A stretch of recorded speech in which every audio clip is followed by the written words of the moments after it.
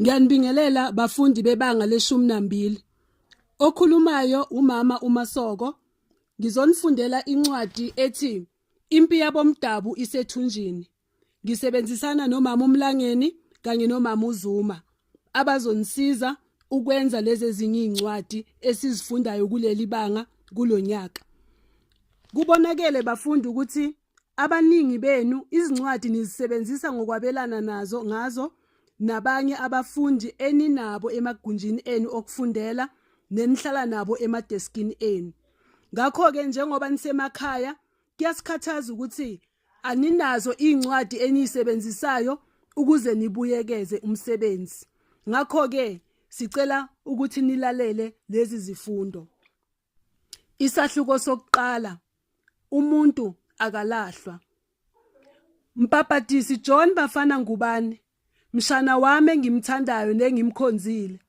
Ngivulele ngingene ngoba ngihamba ngodaba olukhulu oluthinta udadewenu uLinono kanye nezingane zakhe uZithelile noHlanganisani.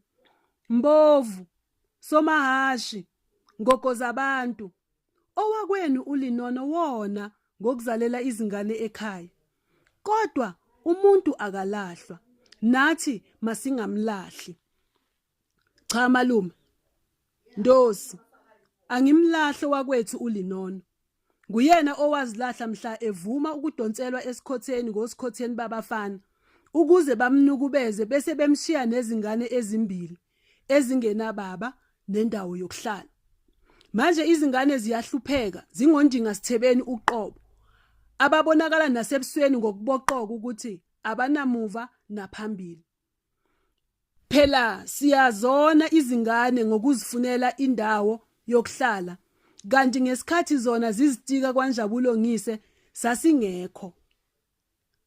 Washo uBafana wabheka iwashi lakhe ngokucasuka. Akakunakanga ucele ukudinwa komshana wakhe, kodwa waqhubeka nokucelela izingane zikaLinono ikhaya ngokuthi zona izingane zikaLinono azinacala futhi azicelanga ukuba uLinono azilethe emhlabeni bese umhlaba uyazijezisa.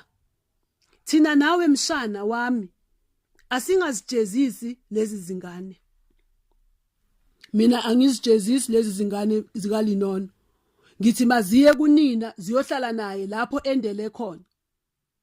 Ziye kanjani ngoba nawe uyazi ukuthi unina sewagana komunye umuzi lapho bengavumi ukuba abalethele omunye umndeni. Bona bafuna ukuba umakoti aqale owabo umndeni oqondene nabo. Pho mina ngingena ngakuphi kulokho? Kwaliwa kwezingane zikaLinono. Wena phela ungumalume walezi zingane. Ngakho izingane zikaLinono ngezakho. Cha bo malume, akuzona ezami izingane zikaLinono. Uma kungezona ezakho, ngezikabani bafana? Phela ngezikaLinono namasoka akhe mina engingawazi ngoba akathandanga ukungethula kuwona. Kwaba umzukuzuku phakathi kukaBafana nomalume uCele kwashuba kubanga ozohlala nalezi zingane ezashiwa uLinono ekhaya. uBafana wayesethi sengiphuthumisa umkami emsebenzini kanye nezingane zami esikoleni. Ngiyaxolisa ukuthi ngeke nangebhadi ngikwazi ukukunikeza esinye isikhathi ngoba besingahlelanga.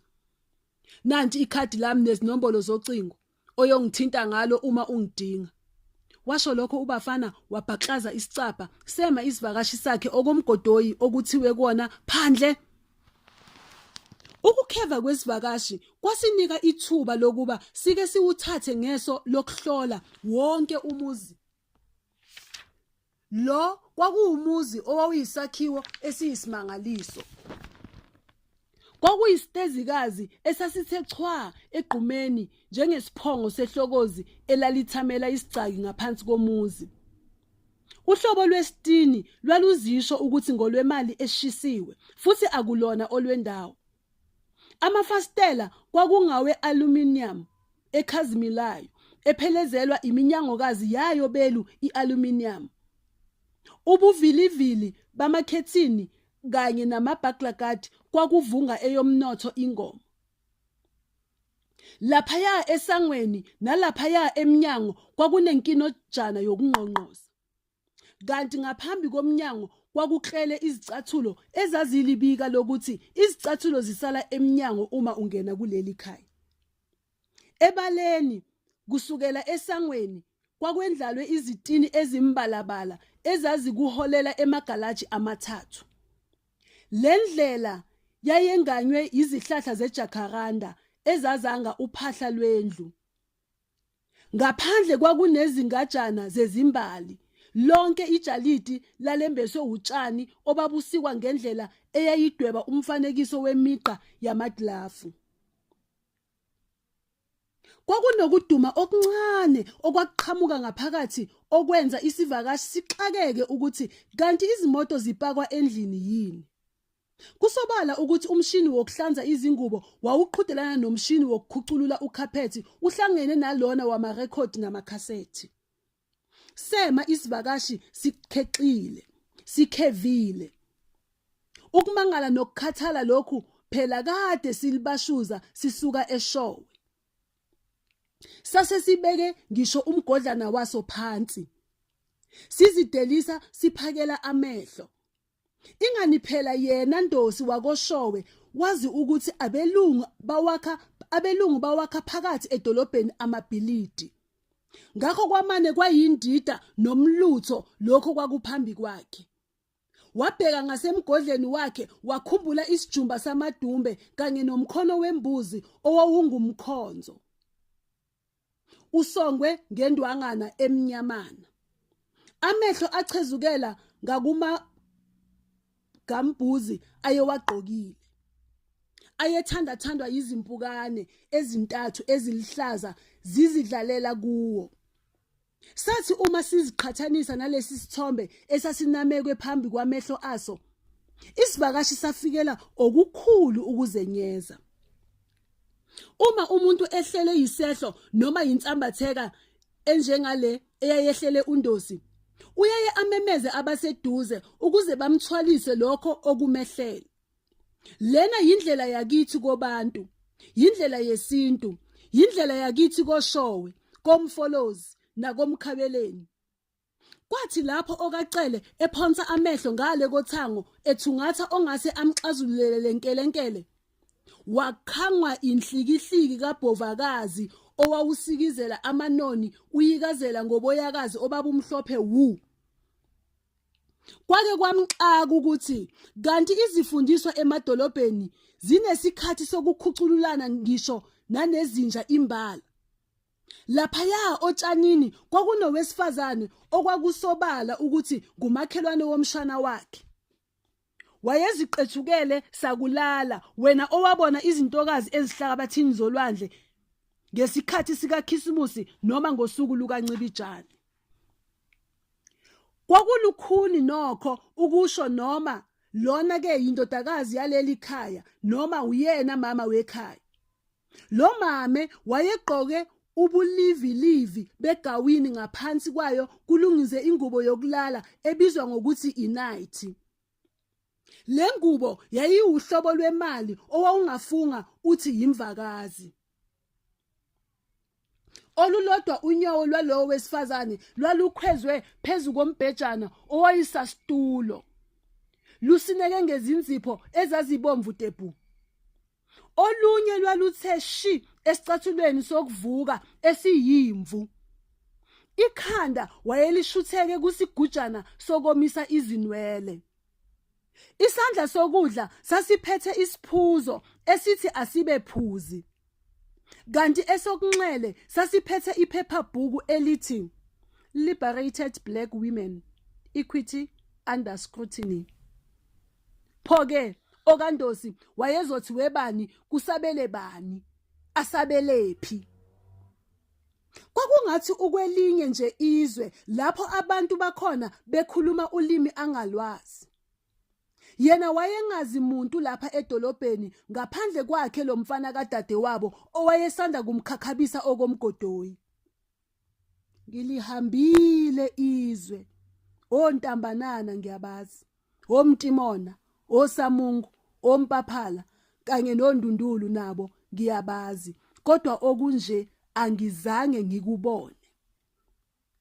Washo uCele wathi ukukhwenxela ijazi lakhe elalithanda ukumshonisa phansi ngenxa yesisindo salo.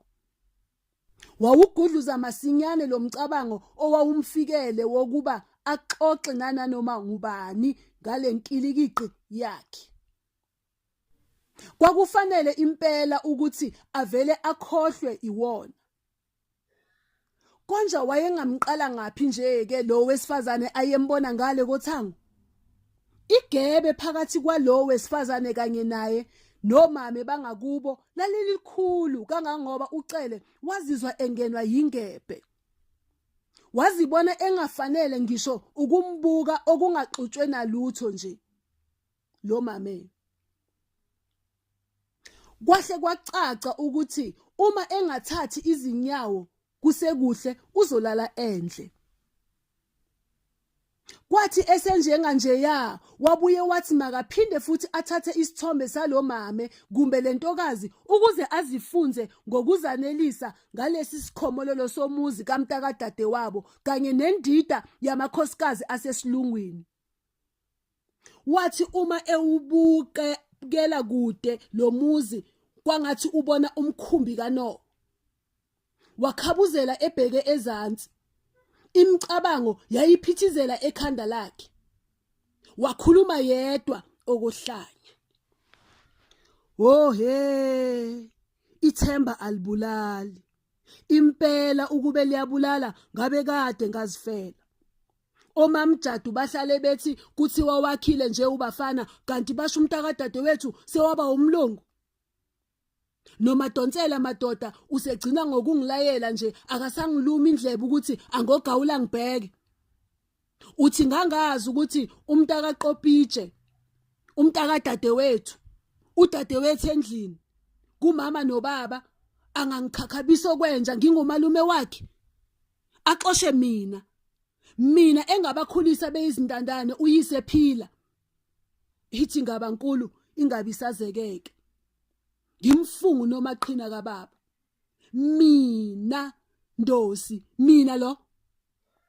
uCele wakhumbula ebusika ngesikhathi esasebenza khona lapha eThekwini. Udade wabo efika nalezi zingane izisu zimabhaxaxana yisifo sendlala. Ihumusha elinguyise selihobile eDurban North.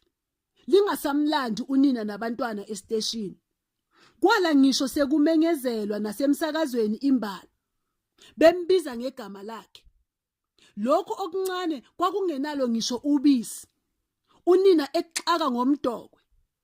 Okungubafana nodade wabo kwakuhamba ngemikhono. Izinyawo ziphelile ukudabuka. Ngalowo nyaka lalikhithike ngisho ukukhithika. Ubaletha lapha nje unina ikati lilelo eziko ekhaya. Izingane zingenako ngisho okokwembatha. Okokubhlungu kakhulu ukuthi unina wafika nobafana esemthwele. Lisho ukumthatha iphika umntwana. Kubonakala nje ukuthi uma linganqandwanga ngalolo lusuku kwakuzothi kusa abe esebanda mpo. Utete bafana nje lokho okuncane wayekuphethe ngengalo. Ngenye ingalo edonsa okunye. Izimpahlana babeziphethe ezithwele ekhanda. Kwakudingeka ukuba uCele na kanjani athungathe enye indawo ayezofihla kuyo ikhanda. Nakho phela wayexoshiwe kwaNgubane. Wayengekho omunye umuntu owayengamsiza ngaphandle kwensizwa yangakubo eMpaphala okuyiyona eyayimyayele kwaNgubane. Lensizwa kwakunguSihluthu Madonsela. Wayengumantshingelana esitolo sikaMathandazwane khona eMlazi. Wakhabuzela okaCele ebheke ezantsi. Wayedlathuzela ehamba sakuxamalaza nejazi lizintazela nje. Kwakuthi uma enyathela kuthi ndi. Pho wayenyathela ngani? Ngogqinsi lwamabhuzi. kuthi kanti vele angibumbekanga kahle ngingumfokandosi bese ngihamba sengathi ngigcoba istambu.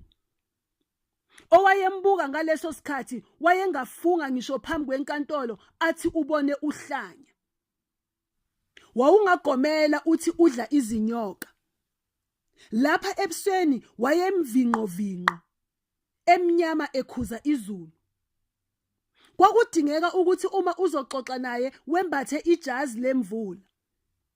Ngapha ngakubo kwakuthi nxa ingane ikhala unina athi ngizobiza ubaba ucele. Ingane iyothula ithi du. Phela zazingamsabelo kwala izingane. Okwakuxaka du ukuthi ingaphakathi lakhe lalingafani nengaphandle lakhe. Kwakuyinkosi yomuntu, ingilosi uqobo. Nasesigodini sakubo wayedume ngakho ukuba mnandi nobumnene. Ngenkathi ehlela ngezansi ucele wakhangwa imoto kaDoti inyenya kancane. Abawunkuli bewuhunkulela phakathi emotweni uDoti. Kwakukhona wena mabhodlela ezinkantini, wena makhathoni, zijumbane zocwazi, imibhede emidala nezinye izinto athi uma ezibuka ngesingaye wazibona zisenokusebenza futhi zimqhube isikhashana. Lezi zinto kwakungamabhodwe amadala, amabhikili abebengawasebenzisa ekuphuzeni itiye kanye namathoyizi amadala abazukulu bakhe ababengawathokozela. Wayefisa ukuxosha kodwa inhliziyo nesineke wayengasenakho. Esacubungulana nalokho kwakumehlela. Wayehamba ekhuluma yedwa, efunga, edemelayisa, abuye athule anikine ikhanda. Kubonakala nje ukuthi lukhulo lumvelele. Kuyena lento eyenziwe umntakadadewabo yayibhlungu ngendlela engachazeki. Futhi wayebuye angakholwa ukuthi nguye lo oxoshwa okwesinqibi ebesizocela imali. Yize wayenganabani engumuntukazana nje wasemakhaya, kodwa wayebona kufanele ukuthi umshana wakhe amnike inhlonipho le ayeyinika abelungu bakhe emsebenzini. Ikakhulukazi ngento yena malume wakhe ayemenzele yona yena bafana ndini nezingane zakwabo. Ukuthi ngumuntu wasempaphala lapho kwakulele khona amathambo oyise kwakumnika elingcono ilungelo lokuba akhulekele kwangubani. Leli lungelo laligcwaliswa na ukuthi ungumuntu ompisholo owakhula azi ukuthi kuyakhulekelwa uma umuntu ehlwele. Futhi yena wayeyisihlobo segazi kwangubani. NgesiZulu umuntu uyakhuleka angaxoshwa ngisho sekukwangenwa wafa. Lokho kwakumvelele wayekweshwama. Lase lizilahla kunina. Nezimoto zazingasesona izinindolo emgwaqeni. Okungabafanyana basemzini engezansi kwalena kanokusho. Kwase kuqalile ukubasa imilidlwana emgwaqeni kanti laba abasemzini engenhla babezidlalela oBMX begqoke imfaniswane embalabala yoBMX namaglavu akhona. Kule mizi engezansi wayehamba evika ibhola elalikhahlelwa izinganyana emgwaqeni kanti namasondo amabhayisikile ayeqhutshwa okungabafanyana okwakuphethe ocwazi kuyothenga izinkwa ezitolo. Kwamdumaza ucele ukuzwa ukuthi lezi zingane zangezansi zazisenaye uxolo. Kwamduduza ucele ukuzwa ukuthi lezi zingane zangezansi zazisenaye uyamkhulu no sawubona yize wona wawungaphelezelwa ubaba njengokujwayelekile kwelakubo. Ngeshwa ucele wafika insizwa yangakubo isathe shelele. Kwadingeka ukuba ake athi gozololo ngaphandle. Kwathi kanti nephango lase libhokile wangena esitolo wabiza uhafu wesinkwa esinsundu nonemenite obomvu. Waphumela ngaphandle kwesitolo wahlala phansi wadla. Kwaze kwanqundeka amehlo uMadonsela engakaqhamuki. Wathi uma ebuzisisa esitolo amantombazane athi makalinde nakanjani uzobuya uMadonsela. Hleze usathe ukuyozingela.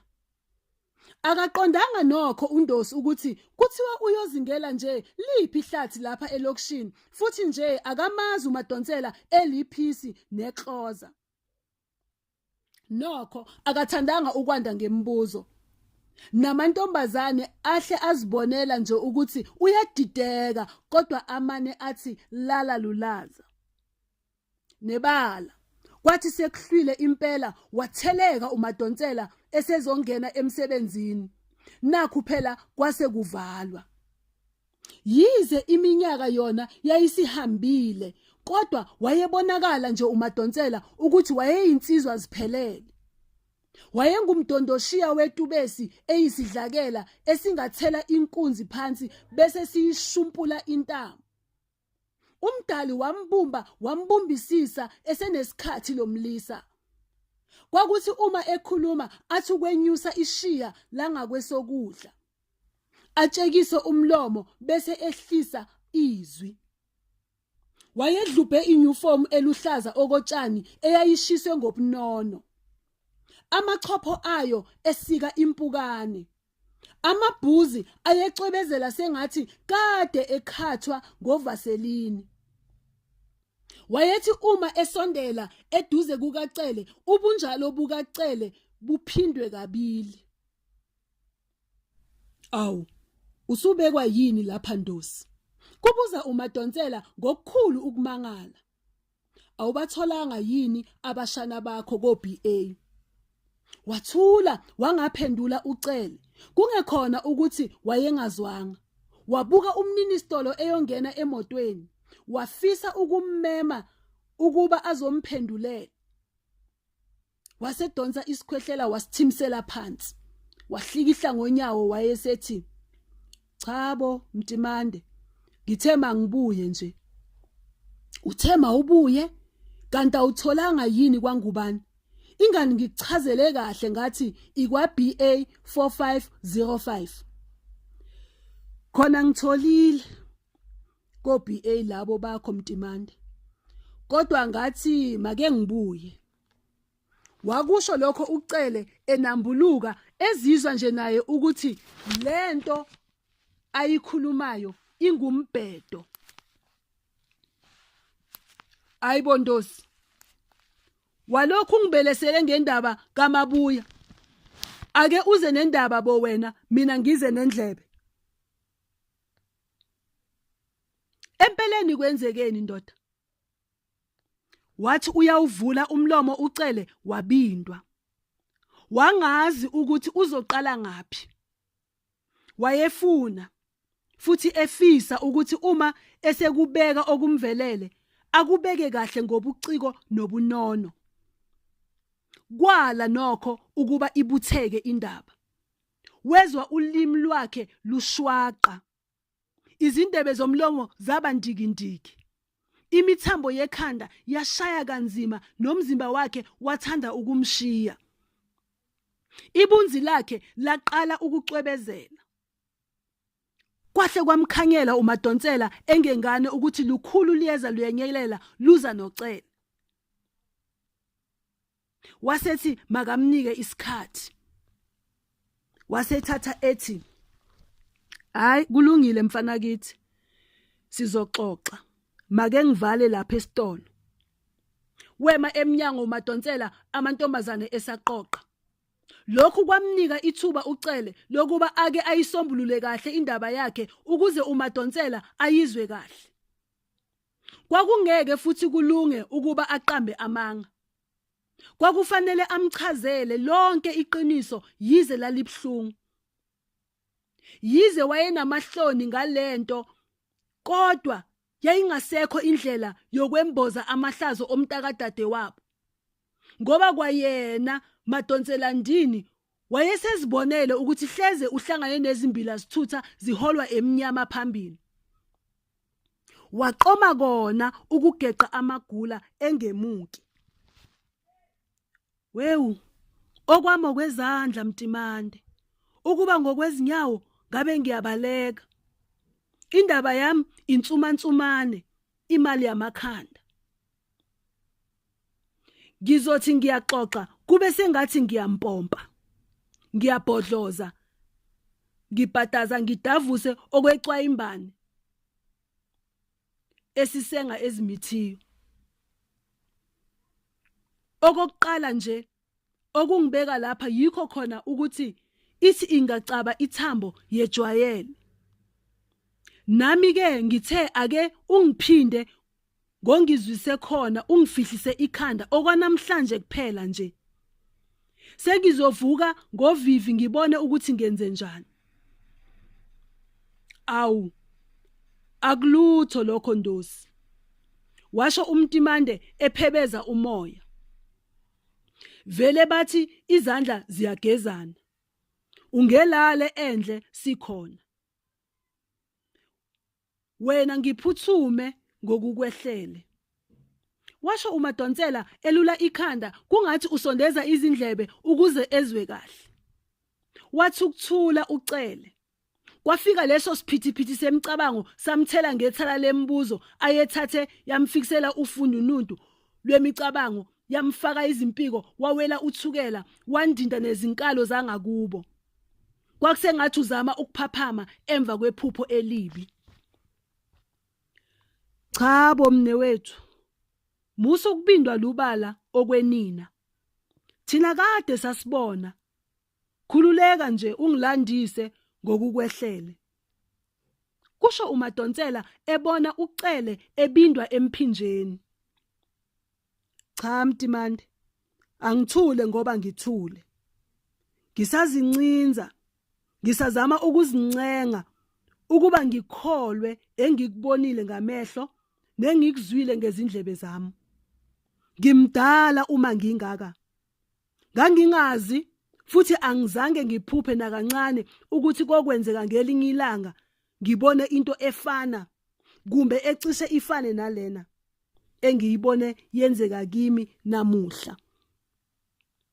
Ukube akwenzekanga kimi ngabe ngithi ongitshela ngalento enje unguhubhu kaBhejane. Wathula nje uMadonsela kwangathi uthi qhubeka nendaba bo wena. Nocele wawuthola umyalezo kulokho kuthula. Ngimficileke umfana kadadewethu. Uqale wangibuza ukuthi konje ngingubani. Qede wasengibuza ukuthi ngiyaphi. Wasengikhakhabisa komgodoyi onethile. Wangikhomba engize ngayo. Wema ucele emva kwalokhu wase ebheka uMadonsela efuna ukubona ukuthi uyizwe kahle yini le ndaba nanokuthi uyenanela kanjani. Wanikina ikhanda ucele. Kubonakala ukuthi lukhulu olwalumphethe kabi. Kuyena yayibhlungu ngendlela ayengakaze noma angeke akwazi ngisho ukuyichazela omunye umuntu lento ayeyenziwe umntakadade wabo. Wayezibona ephimiswe okwesikhwehlele esilihlaza. Wezwa ephelelwa isineke uMtimande. Ukuye kwakungesiye ucele lo ayekhuluma naye wayezovele athi makasala sayiyeka bese emphelezele yomkhipha ngesango. Njengomuntu owayekade ebona uMadonsela wamdedela ucele ukuba akathi lothololo ehlise igwebu ngaphambi kokuba athathele futhi alande ngensambatheka yakhe. Yeka imali yami engisuke ngayo eShowe. Ingane kadadewethu ingitshela ukuthi ibingangilindele. Ithi isilihlelile usuku kanye nalo lonke leli viki mina angikho ohlelweni. Imbudane yani yona leyo. Impela ukuhamba kuzala induna. uMtimande wayelokho enqekuzisa ikhanda athi ukudlalisa imvubu yakhe. Wathi ukugwinya amathi ucele wase eqhubeka ethi, uyazi Mtimande, ngiqale ngadideka kwangathi ngiyaphupha. Ngabuye ngathi ukubheka ngemuva kwami ngoba nginesiqiniseko sokuthi akakhulumi nami lo mfana ngoba ngicabanga ukuthi umshana wami angekhulume nami kanje yayana. Kuthe nxashane ngibona ukuthi ubhekise kimi kanye. Kwathi ngimsakaza ubuchoshana ngomshiza, ngabuye ngazibamba. Kuhle kodwa ukukholwa. Ngoba ukube bengiseyimina, lo njini nawo wawumazi, ngabe kukhulunywa kunye ngikhuluma nje. Ngabe kukhulunywani Ndosi? Kubuza uMadonsela ngokumangala. Usabuza Mtimandi? Phela ngabe kwembula kwembeswa eKing kumanje nje. Ubafana bengimphipha zolo lokho. Uthi manje ngingavuma angibhaqazela isicapha mina lo. Ngisale phandle ngigoqa umsilo komgodoyi. Domfana ungihlolela ukwelanya. Oh, sengiyabona ke manje. Kusho uMadonsela edlalisa ithoshi lakhe ngokulifilivilisisa ebumnyameni. Sengiyabona Ndosi. Indaba yakho sengiyibona kahle manje. Wena ungathi uhlangene nenqe lihluthuke intamo. Kanti cha. Ungaphatheki kabi. Yisimo sasesilungini esinenza niphambane nomntakadade wenu. Umshana wakhe akaxabene nawe neze. Phela isimo sasesilungini sihlukile. Sidinga enye indlela yokuhlangabezana naso. Uthini uma uthi umshana wami akaxabene nami? Engenza inja emzini wakhe. Kubuza ucele ngokufutheka nangokucasuka okukhulu.